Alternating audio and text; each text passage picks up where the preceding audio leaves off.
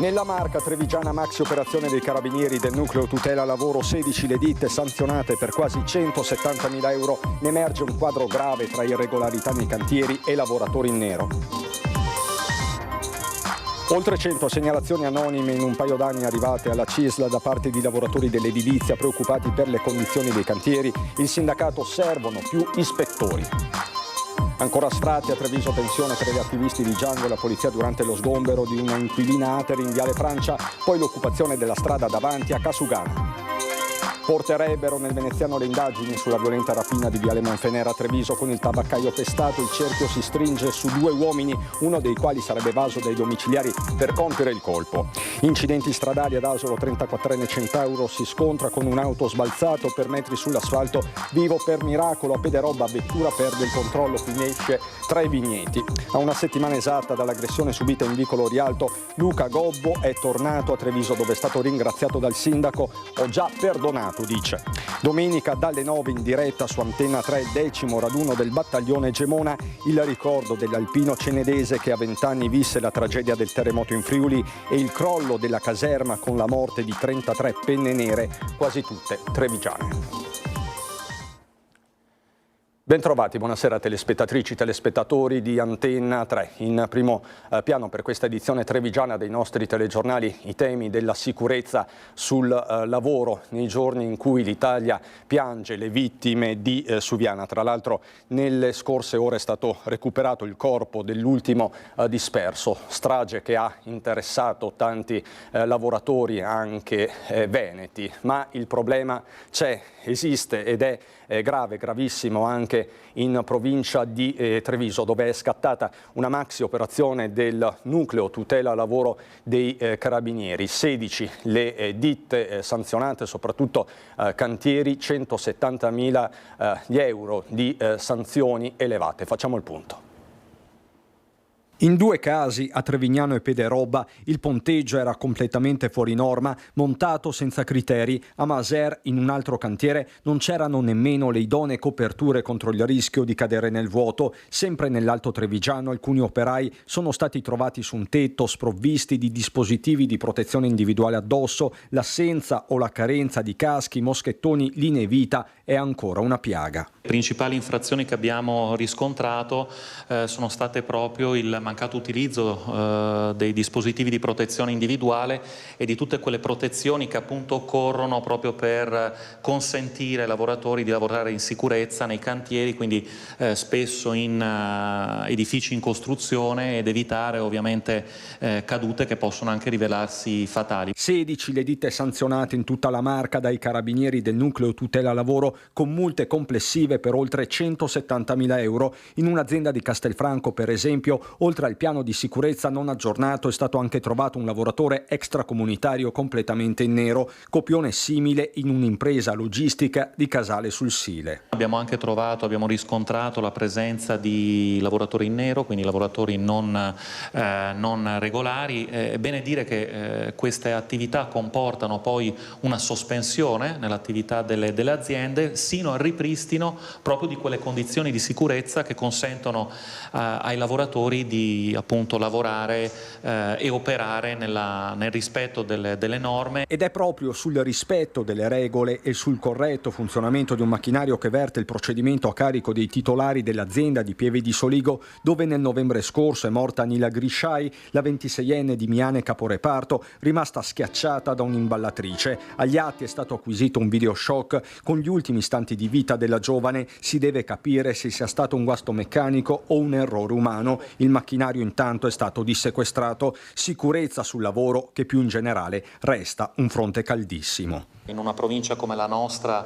che a livello economico si pone ai vertici in ambito nazionale, è giusto e corretto ovviamente che questi controlli vengano fatti proprio per il rispetto delle norme in materia di sicurezza e garantire anche una giusta concorrenza fra le aziende. E parliamo di un fenomeno spesso sommerso. Qui vi abbiamo parlato di denunce formali, ma poi ci sono decine e decine di denunce anonime. Soltanto la CISL in 2 anni ha raccolto, pensate, 100 segnalazioni anonime. Abbiamo raccolto oltre 130 segnalazioni tra Belluno e Treviso, di cui un centinaio a Belluno e il resto centinaio a Treviso. 107 a Treviso, 23 a Belluno. Sono i numeri delle segnalazioni dei lavoratori raccolti in poco più di 2 anni tramite il portale Un Segnale per la Vita, istituito da CISL, un luogo virtuale dove è possibile segnalare in forma anonima le situazioni irregolari nel settore delle costruzioni. Noi abbiamo fatto smontare intere impalcature e fatte rimontare attraverso l'ausilio dei nostri CPT, che è l'ente bilaterale dell'edilizia, che ha dei propri tecnici che vanno sui cantieri per dare una prima mano alle imprese ad applicare la sicurezza correttamente, ma che poi eventualmente segnalano agli enti preposti qualora ci fosse un comportamento che continua a essere illegittimo. Dalle irregolarità nella formazione e nell'applicazione dei contratti all'utilizzo di attrezzature e mezzi non idonei e alla presenza di lavoro nero. Che poi noi gestiamo, filtriamo e cerchiamo di far risolvere dove possibile attraverso i nostri enti bilaterali dell'edilizia, ma dove non riusciamo anche allora facciamo le denunce alle forze dell'ordine o agli enti preposti perché possano intervenire. 12.301 le denunce di infortunio nel 2023 nella Marca, 2.604 a Belluno in diversi settori, ma è quello delle costruzioni che a Treviso vede il numero più alto di incidenti sul lavoro. Siamo nei primi posti, anche la metalmeccanica è tra i settori più colpiti dagli incidenti e troviamo anche a Belluno invece la sanità, che è uno dei settori nei primi 3 posti come numero di infortuni. Per questo noi chiediamo ancora ispettori del lavoro, continuiamo a chiedere ispettori dello SPISAL, continuiamo a chiedere forze dell'ordine che vengano incrementate nell'organico, tutti gli strumenti che servono a farle rispettare le regole.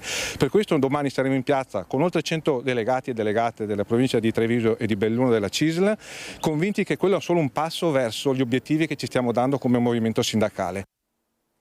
Ancora sfratti a Treviso e ancora tensione tra gli attivisti del Django e la polizia durante lo sgombero questa mattina di una inquilina Ater in Viale Francia, poi l'occupazione nel pomeriggio della strada davanti a Casugana.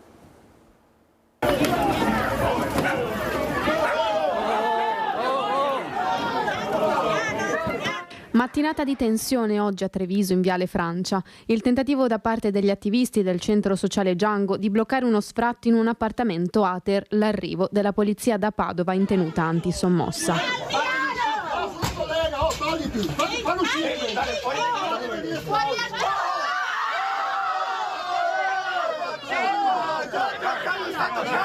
In questa via, solo in Viale Francia, ci sono 20 appartamenti dell'Ater sfitti, la maggior parte sono sfitti da anni ed anni. Solo in questo condominio gli appartamenti di Ater sfitti sono 3 e adesso se ne aggiunge un quarto perché lo sfratto è stato eseguito da parte della polizia. Un debito salito, quello della signora Maria, inquilina dell'appartamento Ater da 24 anni, di quasi 20.000 euro.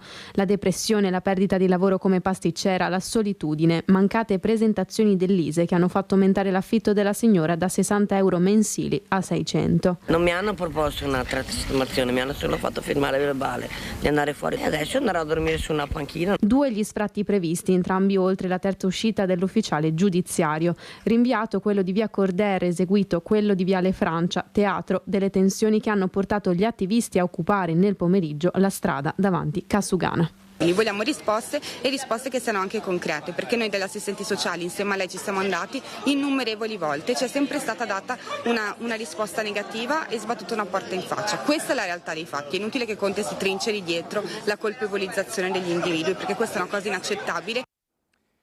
Mario Conte, citato da Righetto, che è intervenuto nel pomeriggio, pronta la replica quindi di Conte e dell'Ater.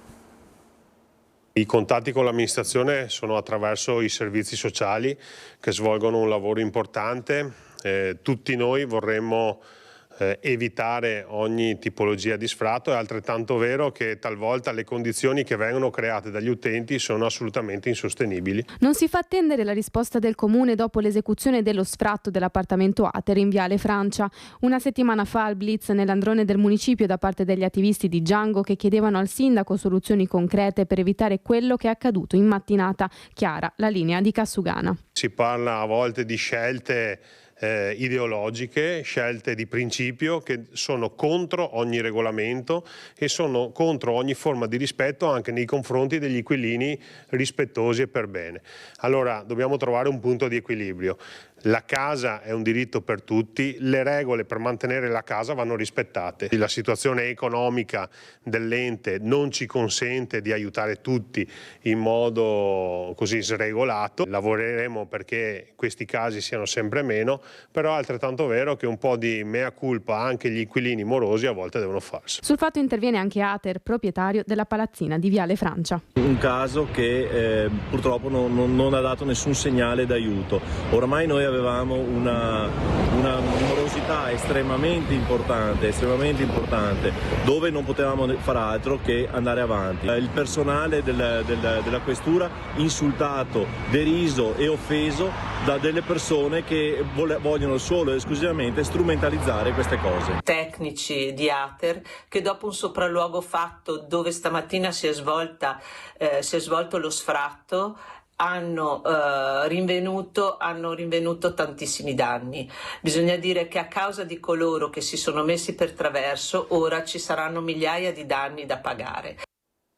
Insomma, l'ennesima giornata calda sul fronte delle case popolari. Noi ritorniamo sulla rapina di mercoledì pomeriggio in Viale Monfenera, il tabaccaio rapinato, minacciato e malmenato da due delinquenti, con i carabinieri che arrivano nel veneziano e stringono le indagini, stanno chiudendo su due uomini. Sentite. Sono arrivati in provincia di Venezia i carabinieri di Treviso che da mercoledì pomeriggio stanno indagando senza sosta sulla rapina ai danni di Stefano Fanton, il tabaccaio di Viale Monfenera minacciato con il coltello e strattonato da due delinquenti travisati da un casco, poi fuggiti a bordo di una moto verso il PUT. Si tratterebbe di due soggetti già noti alla giustizia e alle forze dell'ordine. Non si esclude possano essere autori di altri reati contro il patrimonio registrati in zona nell'ultimo periodo. Uno in particolare dei due si sarebbe dovuto trovare agli arresti domiciliari presso la propria abitazione, quindi sarebbe evaso per commettere la rapina. I carabinieri, coordinati dalla Procura di Treviso con il supporto dei colleghi veneziani, non stanno lasciando nulla al caso, così come per le altre due rapine che nell'arco di pochi giorni hanno interessato due farmacie, la prima a Castelfranco sabato scorso, la seconda a Paese mercoledì. Anche qui gli inquirenti starebbero chiudendo il cerchio. Io so che abbiamo una realtà come quella dei carabinieri sia a Castelfranco che in provincia di Treviso che non consente a queste persone di farla franca. Credo che ci sia un'attività in corso e che porterà sicuramente, a mio modo di vedere, l'individuazione dei responsabili. A setaccio le telecamere della Castellana, nella città del Giorgione in particolare. Il percorso investigativo a Castelfranco può essere agevolato dal sistema di videosorveglianza che oggi conta già 100 telecamere. Ancora incidenti sulle strade della Marca trevigiana. Nel pomeriggio a Pederobba un'auto è uscita di strada finendo in un vigneto, ferito un 22enne che è rimasto bloccato tra le lamiere della sua auto prima di essere liberato dai vigili del fuoco e soccorso dai sanitari di Pieve del Grappa. Questa mattina invece ad Asolo ferito un motociclista di 34 anni. Stava andando al lavoro in sella alla sua moto quando in via Vallorgana, all'altezza dell'incrocio con via Piovega, ai confini tra i comuni di Asolo e Castelcucco, è stato accidentalmente urtato da un'auto. Nell'impatto l'uomo, un 34enne di Altivole, è stato sbalzato ad alcuni metri di distanza. Immediato l'arrivo sul luogo dell'automedica e dell'ambulanza di Pedemontana Emergenza, oltre all'elicottero di Padova. I sanitari hanno subito soccorso il Centauro, sottoponendolo direttamente sul posto, grazie ad apparecchiature di ultima generazione, ad un'ecografia per valutare nell'immediatezza eventuali emorragie. Una volta stabilizzato, il 34enne è stato trasportato al Caffoncello di Treviso con diverse ferite, tra cui una sospetta frattura al piede e un trauma contusivo al fianco. L'uomo fortunatamente non è in pericolo di vita. In via Vallorgana hanno lavorato anche gli agenti della Polizia Locale di Asolo per i rilievi di legge che permetteranno di ricostruire l'esatta dinamica dell'incidente. Esattamente una settimana fa a Treviso, in vicolo Rialto, l'aggressione shock ai danni di Luca Gobbo, consulente informatico trevigiano d'origine svizzero d'adozione, che è ritornato oggi a Treviso per incontrare il sindaco Mario Conte, che l'ha ringraziato, e noi abbiamo raggiunto Gobbo. Gobbo, lei ha perdonato i suoi aggressori a questo punto? Non li ho accusati, di conseguenza sono perdonati già dal principio. Non si tratta qui di accusare o di perdonare, si tratta di gestire la situazione in una maniera più elegante e armonica possibile. Gentilezza è un qualcosa di particolare e, come vediamo, funziona molto meglio della violenza. L'arma della gentilezza contro la violenza dei baby bulli. A una settimana esatta dalla sua aggressione in vicolo Rialto, Luca Gobbo, consulente informatico, preganziolese di origine e svizzero d'adozione, è tornato a Treviso per incontrare il sindaco Mario Conte, che lo ha voluto ricevere a Casugana per un ringraziamento pubblico. Dispiace perché i protagonisti sono due ragazzi di 15 e 17 anni che hanno davanti tutta la vita da scrivere, da raccontare, e oggi hanno macchiato il disegno della loro vita. Responsabilità nostra è quella di metterli nella condizione di poter riprendere il disegno della vita con pennelli e colori e cancellare questa macchia. Ritornando sul luogo dell'aggressione, Gobbo ricorda quegli istanti interminabili. Sono stato colpito innanzitutto qui sulla parte destra, con il bidone anche qui sul coso, e un calcio anche vicino alla colonna vertebrale, meno male che è spostato lì a sinistra, esattamente dove che è l'osso, che non mi ha colpito il rene e che non mi ha colpito altri organi. Botte ma anche minacce e una frase che parla di un clima di impunità diffuso anche tra i giovani. Mi aveva detto alla fine, visto che io sono ancora minorenne e mi hai picchiato, allora mi farò il scooterone. Non funziona. A Treviso intanto è stata spostata da Piazza dei Signori a Piazza Borsa l'iconica giostrina, l'indicazione della sovrintendenza, ma non sfugge che la nuova location è nel quadrante più caldo per risse e aggregazioni. Una buona soluzione che magari contribuisce a portare lì famiglie, a portare lì vita, e magari anche è un deterrente per quei ragazzi che di fronte ai bambini magari evitano di assumere comportamenti sbagliati. Anche questo potrebbe essere una sperimentazione di soluzione. E di rispetto delle regole si è parlato questa mattina al Sant'Artemio, dove tanti volontari di protezione civile hanno incontrato gli studenti della Marca. A scuola di protezione civile anche per capire quanto sia importante stare alle regole per salvarsi o salvare delle vite. Questo è il messaggio lanciato oggi in provincia a Treviso ad oltre 300 studenti di alcune scuole superiori del territorio. E nel corso delle esercitazioni è emerso come in realtà i ragazzi condividano l'importanza delle regole anche in risposta alla violenza delle baby gang. Il fatto di appartenere a un'organizzazione che ha delle regole riesce anche magari a risolvere quello che è il problema delle baby gang, dei giovani violenti? Beh, penso di sì, magari aiutando a capire dov'è il problema e come risolverlo. Quando si entra in un concetto dove ci sono delle regole molto più ferree rispetto a quello che si è abituati magari ad avere, si può iniziare a fare fatica, ma si entra molto facilmente secondo me nel giro delle regole, quindi aiuta anche a formare i giovani a restare più nella disciplina. Regole, disciplina, termini distantissimi dalla violenza e dall'anarchia delle baby gang. Tant'è che dalla consulta degli studenti oggi è partita la proposta di un periodo obbligatorio in protezione civile per giovani bulli o responsabili di atti di vandalismo. Sarebbe più che ottimo, così i ragazzi riescono a capire quali sono le problematiche, le vere problematiche del territorio, come intervenire, ma soprattutto serve per la loro formazione. Giovani a cui dare una nuova prospettiva di vita, ma anche giovani che nella protezione civile possono trovare una prospettiva lavorativa, come questi ragazzi molto interessati all'attività dei vigili del fuoco. No, quello fa parte dell'autorespiratore. La bombola che hai dietro non è d'ossigeno, è aria. Quindi noi entriamo dentro, tipo garage o un'abitazione, indossando la bombola con la maschera, entriamo dentro e quindi non ci soffochiamo perché abbiamo questa bombola qua. Interessati? Abbastanza, molto bello. Molto bello. Altro che baby gang. Coinvolgerli cercando di farli avvicinare a questo mondo e con la speranza che poi da grandi diventino volontari della protezione civile oppure entrino nel mondo dei soccorsi da professionisti, vigili del fuoco, sanitario, quello che ritengono. Oggi noi cerchiamo di essere calamita rispetto a nuovi giovani che si attivano attivamente nei confronti della protezione civile. Pensiamo di aver fatto una bella cosa.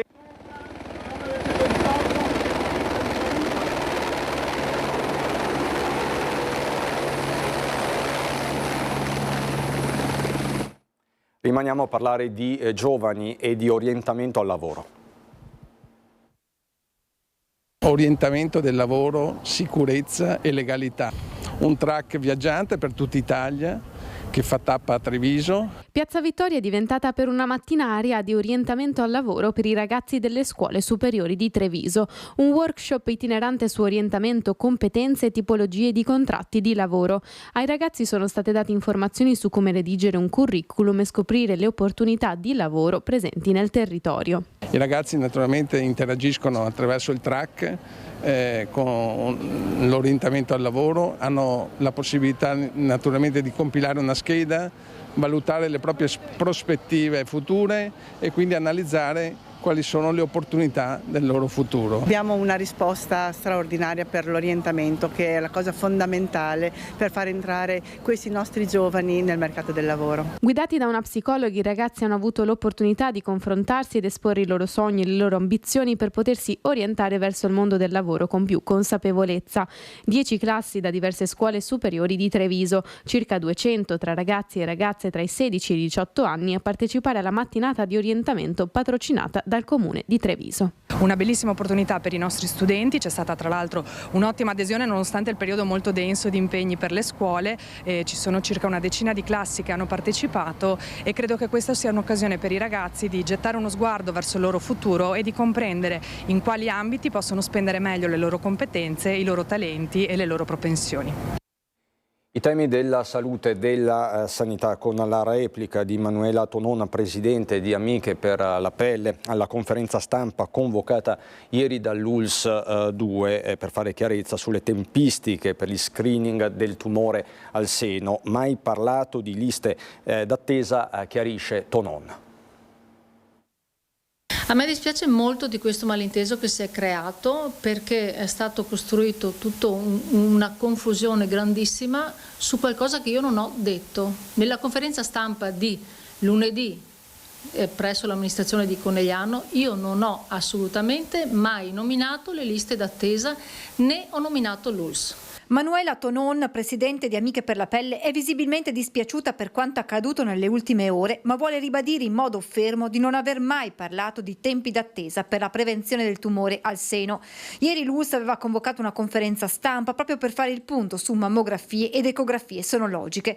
Con me c'erano molte persone che possono confermare che non ho mai parlato di liste d'attesa, chiarisce ancora la presidente dell'associazione che ha fatto della prevenzione la propria battaglia, una battaglia che parte dalla sua esperienza di paziente oncologica sottoposta al primo intervento chirurgico a soli 43 anni, età per la quale le linee guida non prevedono il percorso di screening, attualmente rivolto alle donne dai 50 ai 74 anni. Chiedo sempre in ogni sede, umilmente, di poter avere la prevenzione prima dei 50 anni e sono stata molto felice di vedere che è stato annunciato ieri che sarà abbassato il prossimo anno. Un primo importante passo, l'annunciato abbassamento dell'età probabilmente a partire dai 49 anni dello screening del carcinoma della mammella, che la Regione Veneto adotterà a partire dal prossimo anno. Ma sottolinea Tonon, noi abbiamo nella nostra associazione ragazze molto più giovani di 25-30 anni. Quello che ho detto io è che si fa fatica a volte a far prevenzione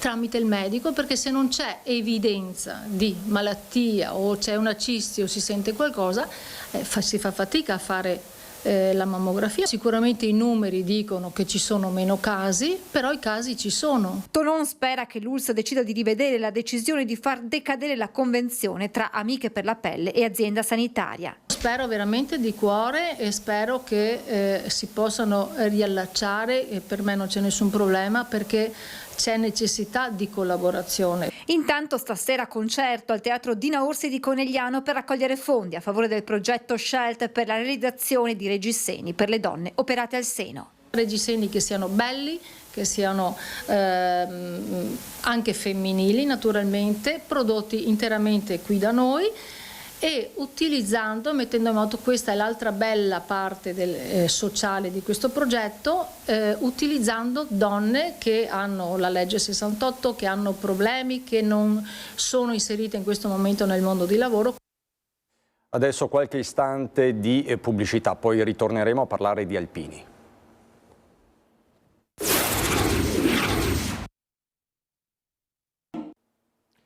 Di nuovo in diretta per parlare delle nostre penne nere, tutto pronto a Gemona del Friuli per il 10° raduno degli alpini del glorioso battaglione Gemona, raduno che vi trasmetteremo in diretta domenica a partire dalle 9.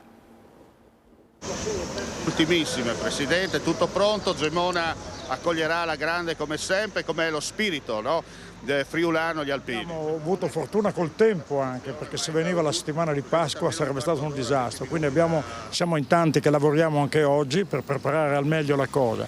Allora domani mattina andremo tutti a Tarvisio, dopo la sfilata concluderemo nella caserma Italia, dove c'era il battaglione L'Aquila e il battaglione Gemona, che hanno un monumento assieme per ricordare i loro caduti.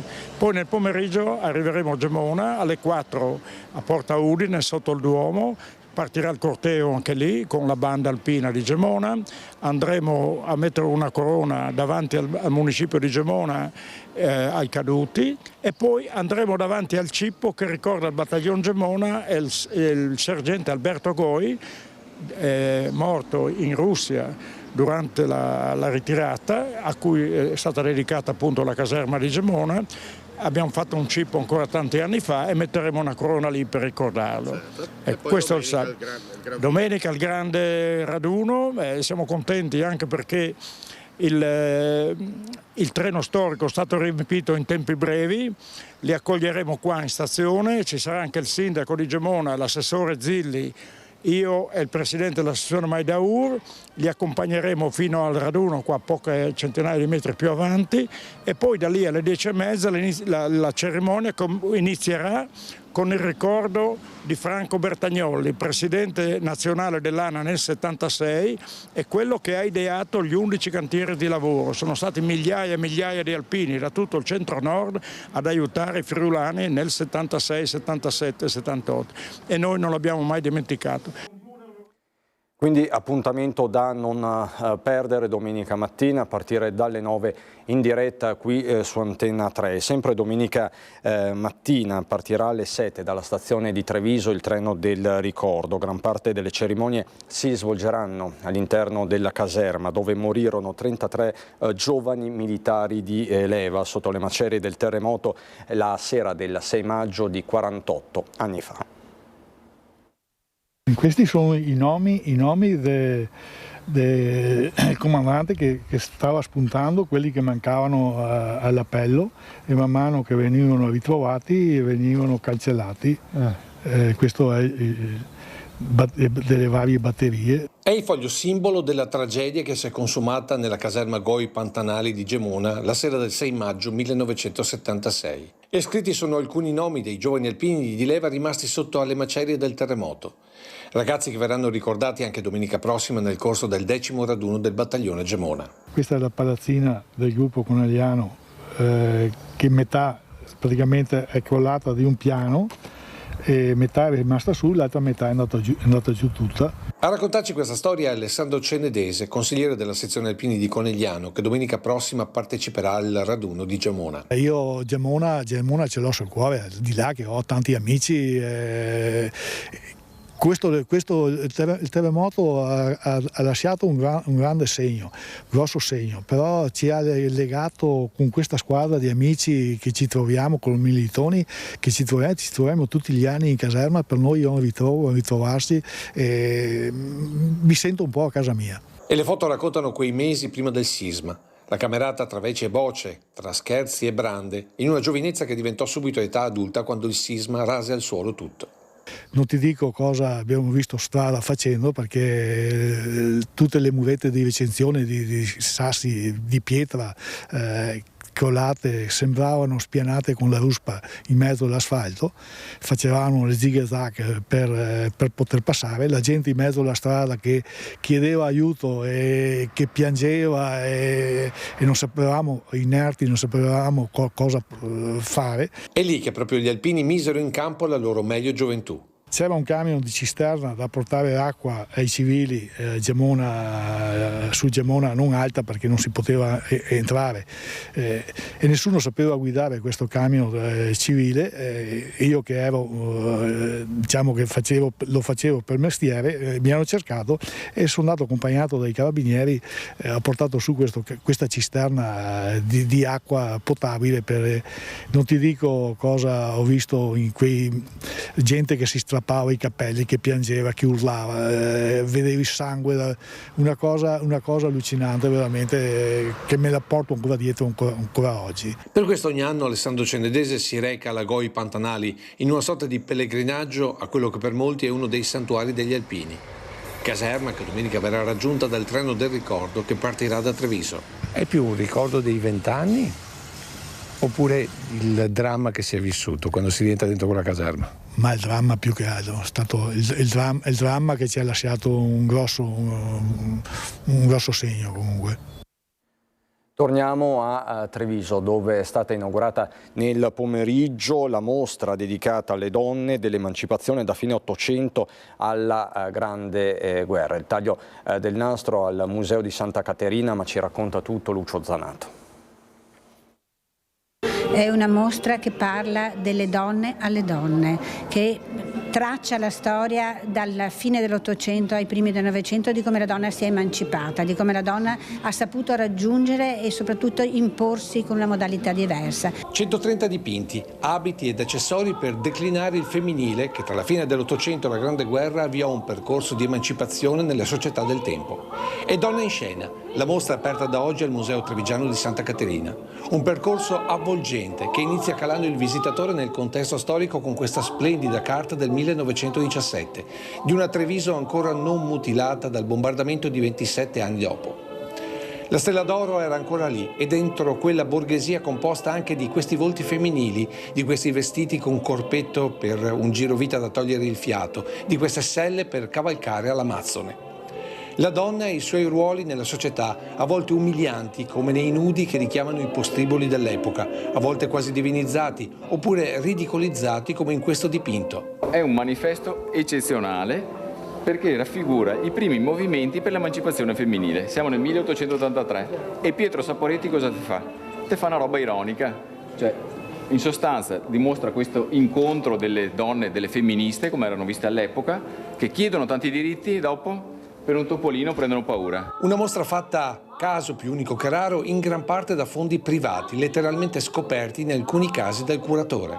Perché queste famiglie che hanno messo a disposizione le collezioni private credono nel museo? Assolutamente sì, questo è un motivo di vanto, vuol dire che la nostra reputazione sta crescendo e stiamo diventando un punto di riferimento per molti. Per questo Donne in scena, oltre ad essere una mostra, è un evento per certi versi irripetibile, dove ogni visitatore troverà la ricchezza e la povertà della condizione femminile di ieri, in alcuni casi non tanto differente da quella di oggi. Doveva rappresentare la famiglia, quindi era vestita bene, gioiellata, imbellettata. Il ruolo invece della donna, adesso ve lo dico, il ruolo della donna invece nelle catene più povere era, come dicevo prima, servire, lavorare e taser sempre. Rimaniamo a Treviso per il premio Goffredo Parise, giunto alla sua 8ª edizione. Novità di quest'anno, la riscoperta delle case della memoria. Lo sguardo del giornalismo sui diritti umani, la scuola di reportage Goffredo Parise. Tra poco meno di un mese saranno svelati i vincitori dell'8ª edizione del premio nazionale dedicato allo scrittore. Una sezione speciale dedicata agli studenti dell'Università Ca' Foscari, il cui tema dell'anno era il rapporto tra Oriente e Occidente.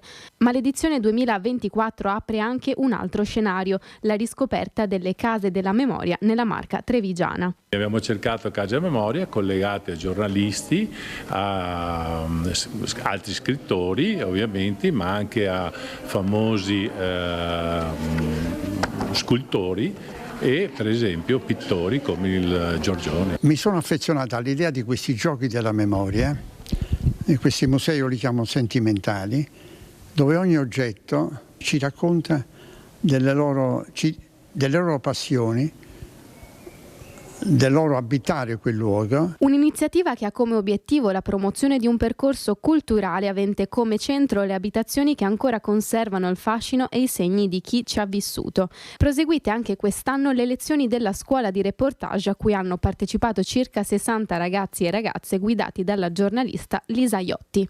L'11 maggio, giorno della premiazione, della cerimonia di premiazione del premio Goffredo Parisi per il reportage, ci saranno anche le premiazioni dei ragazzi. Premiazioni sabato 11 maggio al Teatro Comunale Mario del Monaco di Treviso, alla presenza dei componenti della giuria Tiziana Lippiello, Attilio Bolzoni, Toni Capuozzo e Stefano Feltri. Un premio che è assolutamente cresciuto in termini di grandi nomi tra i giurati e grandi nomi tra i premiati. È venerdì e come sempre ci sono le previsioni del tempo del nostro generale Giancarlo Iannicelli. È un anticiclone ben potente quello che ci sta proteggendo, evidente sulla carta, dall'Atlantico estende la propria azione decisamente su di noi e ci sta regalando un anticipo d'estate, perché queste temperature non sono certo di aprile ma di giugno, quindi fra 2 mesi, e ci proteggerà ancora per questo fine settimana, quindi per sabato e per domenica avremo cielo in prevalenza sereno, naturalmente in pianura, quelle più interne, durante la notte un po' di foschia, primissime ore del mattino, ma poi avremo 2 giorni, ripeto, di sole splendente. Lunedì non cambia molto, da martedì invece si inserisce la coda di un sistema perturbato e quindi dal pomeriggio potremo avere un peggioramento. C'è ancora caldo, quindi potremo avere anche qualche effetto temporalesco. Instabilità che ci accompagnerà anche mercoledì nella prima parte, primissime ore del mattino, e poi di nuovo tempo stabile. C'è da dire una cosa però, che da mercoledì queste temperature ci abbandoneranno, quindi il tempo ritornerà stabile, però le massime non supereranno i 20 gradi, quindi 7-8 gradi di meno di quello che succede ora. Quindi i venti saranno deboli, naturalmente questa situazione debolissimi, di direzione variabile, un po' naturalmente di brezza lungo la costa. Le temperature, le minime intorno ai 15-16 gradi, le massime almeno per questo fine settimana 27-29 gradi addirittura. All'ombra, al sole siamo oltre i 30 gradi. L'Alta Adriatico è previsto quasi calmo. È tutto. E noi adesso andiamo a Belluno.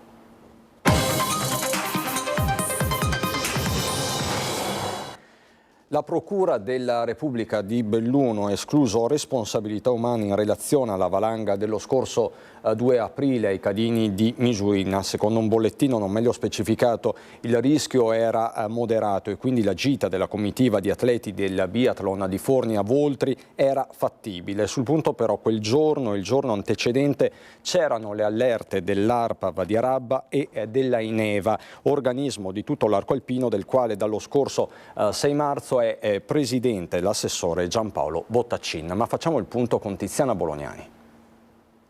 ARPA Vadi Araba e Aineva sono 2 enti che lavorano in simbiosi sul monitoraggio del rischio valanghe. Il rapporto fra le 2 istituzioni è pressoché quotidiano. Il primo è ente di riferimento regionale, il secondo è l'Associazione delle Regioni e Province Autonome dell'Arco Alpino, dal Piemonte al Friuli e fino alle Marche, per intenderci, per consentire il coordinamento delle iniziative che le ARPA svolgono in materia di prevenzione e informazione nel settore della neve e delle valanghe.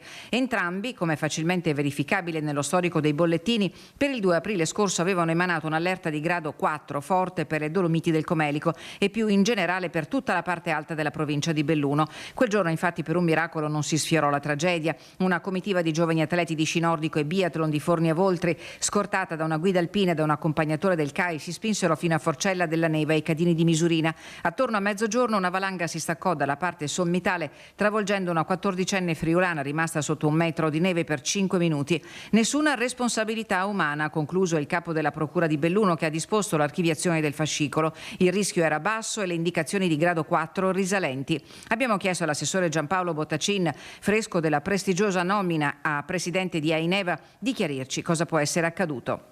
Apprendo in questo momento di questa evoluzione e ho la massima fiducia nei confronti della Procura. Noi abbiamo emesso sia come ARPAV la mattina del giorno precedente, viene emesso il giorno precedente per il giorno successivo, e anche come Aineva viene emesso di solito il pomeriggio il bollettino che evidenziava un rischio come diceva lei, particolarmente rilevante rispetto anche a tutto il resto della stagione. I bollettini ARPAV, elaborati dal Centro Funzionale Decentrato ed emessi dalla Direzione Protezione Civile, hanno lo scopo previsto dalla norma di allertare la popolazione, contrariamente alle previsioni che possiamo rintracciare nel mare magnum della rete. Si ignora se in Procura di Belluno siano arrivate le allerte ufficiali. Io francamente non ho avuto notizia da parte dei nostri dipendenti di ARPAV né di Aineva di eventuali accessi agli atti, anche perché, ripeto, ovviamente tutti gli uffici sono trasparenti e qualora ci fosse la necessità di acquisire documentazione, gli inquirenti sanno che da noi le porte sono aperte. Per fortuna l'esito della valanga non è stato infausto. Cristiano Romanini e Enrico Tac, finanziari del Soccorso Alpino delle Fiamme Gialli di Auronzo, per il loro intervento provvidenziale sono stati segnalati per una benemerenza che gli potrebbe essere già consegnata nel corso della festa di fondazione del Corpo il prossimo giugno. Né il CAI di Forniavoltri né l'organismo regionale del Friuli Venezia Giulia hanno commentato la vicenda, che oggi, con la decisione della Procura, scagiona chi che sia da qualsivoglia responsabilità. Parliamo di sicurezza sul lavoro, altra ispezione dello Spisal. Dopo l'ufficio postale di Agordo oggi è toccato a quello di Pieve di Cadore. Nuovamente sono stati riscontrati deficit cui dovranno seguire i necessari provvedimenti correttivi. In particolar modo c'è un problema relativo al luogo dove i portalettere devono fare il movimento carichi, costretti a stare in strada e in prossimità di una curva. Basterebbe permettere loro di utilizzare il parcheggio antistante. Ci sono poi questioni in relazione agli spazi interni, troppo angusti anche in riferimento all'aumento dei volumi che si sono verificati in questi anni. Così dunque a Pieve di Cadore queste le risultanze dell'ispezione da parte dello Spisal. Adesso a Longarone per raccontarvi di una realtà davvero straordinaria. Aiutare bambini e ragazzi è quello che fa i bambini dell'arcobaleno Bambarco Onlus, nato ormai quasi 30 anni fa a Longarone, tanto da aver portato in Italia 1300 bambini, di cui una trentina nel bellunese, favorendo nelle adozioni un po' da tutto il mondo, russi, cinesi, bulgari e tra loro 300 provenienti dall'India. Ora il progetto è di aiutare proprio quelli indiani, ma permettendo loro di rimanere dove sono nati, e lo si potrà fare grazie alla collaborazione con la Commissione per le adozioni internazionali della Presidenza del Consiglio dei Ministri, del cui progetto di cooperazione internazionale i bambini dell'arcobaleno è capofila. Tutti i paesi di accoglienza, tra cui ovviamente il nostro paese, si sono impegnati a garantire che l'adozione internazionale sia un extrema ratio, cioè bisogna ricorrere all'adozione internazionale quando non si può assicurare il diritto del minore a vivere, crescere ed essere educato in ambiente familiare all'interno del paese di origine. L'obiettivo, finanziato con 600.000 euro nel corso di 18 mesi, è quello di aiutare oltre 2.500 bambini e ragazzi indiani, facendoli sostenere da operatori locali e non mandati dall'Italia, per creare al tempo stesso un meccanismo di solidarietà all'interno del paese. Noi puntiamo, innanzitutto lavoriamo con partner locali che quindi insegniamo a loro cosa fare e come fare, perché possano crescere in tutti i sensi. Di solito abbiamo sempre fatto belle cose, siamo contenti insomma di quello che abbiamo fatto in questi anni, e poi è un paese che ti coinvolge, che ti dà tanto. Non ho ulteriori aggiornamenti da darvi né dal Trevigiano né dal Bellunese. È tutto anche per questa edizione, vi lascio al meteo, buona serata.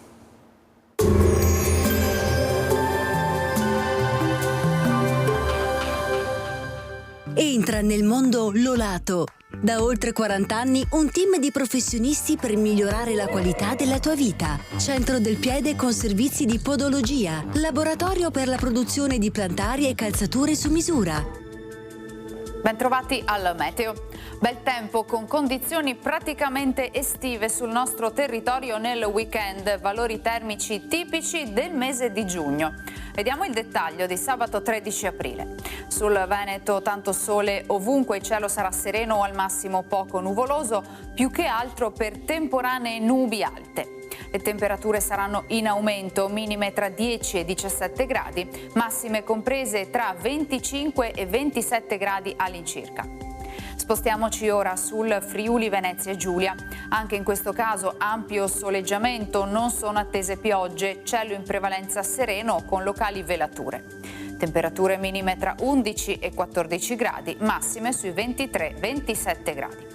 Infine diamo uno sguardo alla situazione del Trentino Alto Adige, dove si prevede anche in questo caso tempo soleggiato con qualche nube alta in transito. Temperature minime sui 12 gradi, massime intorno ai 27-28 gradi. Dal meteo di Antenna 3 è tutto. Arrivederci.